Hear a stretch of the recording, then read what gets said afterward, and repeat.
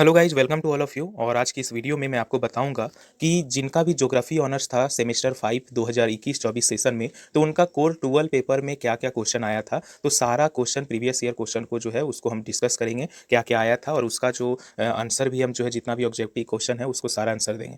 तो पहले जो है इसमें टोटल 4 क्वेश्चन था, मतलब सॉरी क्वेश्चन टोटल 8 था, जिसमें से कोई भी 4 बनाना था, जिसमें सबसे पहला क्वेश्चन जो है जरूरी था। तो पहला क्वेश्चन में टोटल 10 ऑब्जेक्टिव क्वेश्चन था, और उन 10 ऑब्जेक्टिव क्वेश्चन को देने के बाद दूसरा से 8वां तक का कोई भी 3 क्वेश्चन जो है बनाना था। ठीक है।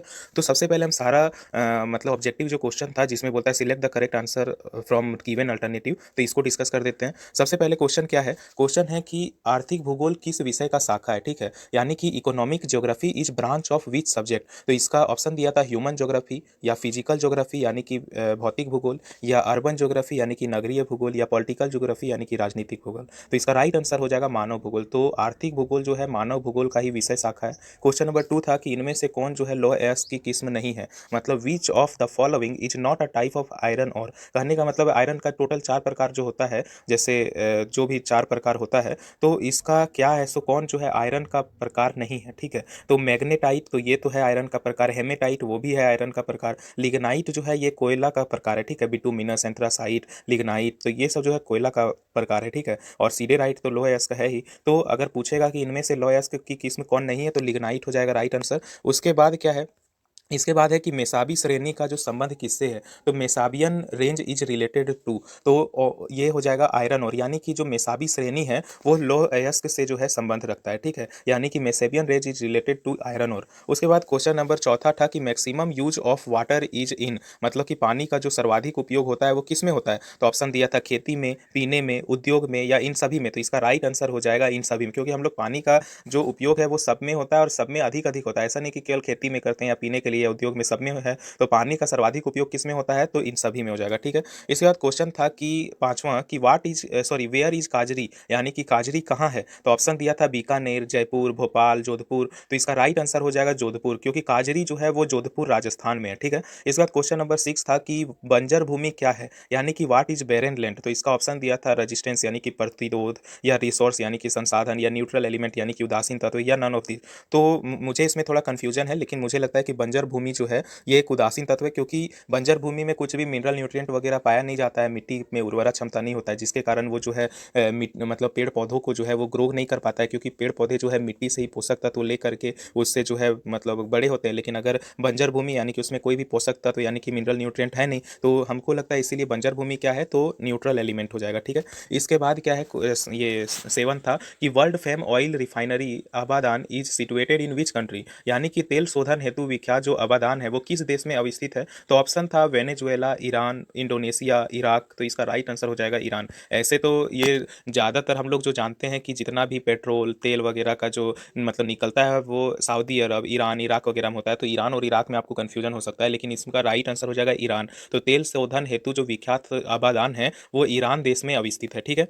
इसके बाद 8 नंबर का क्वेश्चन था कि in which soil aluminiums and iron primacy sorry क्या कह रहा है, in which soil aluminiums and iron primary called primacy called. कहने का मतलब ये है कि जिस मिट्टी में एल्यूमिनियम और लौह तत्व की प्रधानता होती है, मतलब ज़्यादा होता है, जिस मिट्टी में एल्यूमिनियम और लौह तत्व ज़्यादा पाया जाता है, तो उसको क्या कहते हैं। तो ऑप्शन दिया था पोर्टजोल, पेडोकल्स, पोडाल्फर्स, उसके बाद लेटेराइट। तो इसका ये बहुत ही ईजी था, ऐसे भी हम लोग सब लोग जानते हैं कि लेटेराइट मिट्टी में ही जो है एल्यूमिनियम और लौह तत्व की प्रधानता होती है।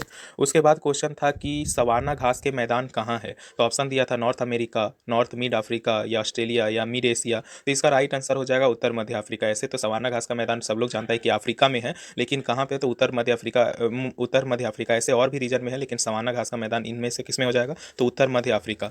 उसके बाद which one scholar is related to the location of agriculture, मतलब कृषि के अवस्थिति सिद्धांत से कौन विद्वान जुड़ा हुआ है। तो ऑप्शन था डेविस, हमबोल्ट, वान थ्यूनेन, हटन। तो इसका राइट आंसर हो जाएगा वान थ्यूनेन। वान थ्यूनेन जो है कृषि के अवस्थिति सिद्धांत से जो है जुड़े हुए। ठीक है। इसके बाद जो जितना भी जो सब्जेक्टिव क्वेश्चन आया था जो कि 15-15 नंबर का था, तो वो क्या था, तो पहला था कि दूसरा क्वेश्चन था कि explain the importance of the study of economic geography, यानी कि आर्थिक भूगोल के अध्ययन के महत्व की व्याख्या कीजिए। उसके बाद क्वेश्चन नंबर 3 था कि define resource and present is classification, मतलब क्या है कि संसाधन को परिभाषित कीजिए एवं इसका वर्गीकरण प्रस्तुत करना है, मतलब संसाधन क्या है, उसका किस्म कितने में बांटा है, जैसे प्राकृतिक, मानवीय संसाधन, ये सब।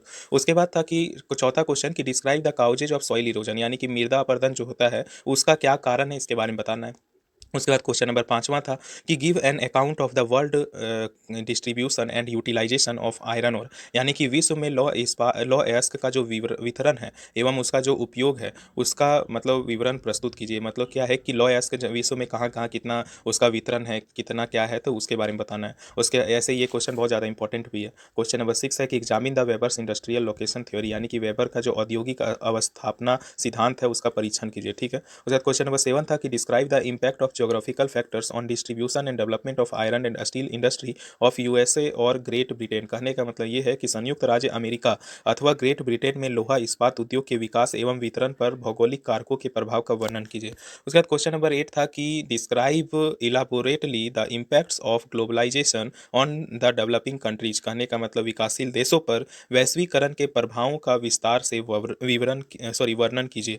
तो जितना भी ये 8 क्वेश्चन था वो बहुत ही ज़्यादा इंपॉर्टेंट है, प्रीवियस ईयर का है, और कई बार जो है प्रीवियस ईयर का क्वेश्चन ही लगभग टाइम में जो है एक दो को तो आ ही जाता है, और ऑब्जेक्टिव का भी जो है 2-3 क्वेश्चन जो है प्रीवियस ईयर क्वेश्चन से आ जाता है। इसीलिए प्रीवियस ईयर को भी जो है थोड़ा क्वेश्चन देख ले। अगर वीडियो अगर अच्छा लगा हो तो वीडियो को लाइक करे, कमेंट करे और चैनल को सब्सक्राइब कर ले, ताकि ज्योग्राफी से रिलेटेड या जनरल कंपटीशन से रिलेटेड या जितना भी एसएससी वगैरह का एग्जाम है उससे रिलेटेड कोई भी क्वेश्चन वगैरह आए तो आप यहाँ इस चैनल के माध्यम से अपना सपोर्ट ले सकते हैं। अगर वीडियो अच्छा लगा हो तो वीडियो को लाइक करें, कमेंट करें और चैनल को सब्सक्राइब कर ले। Thank you.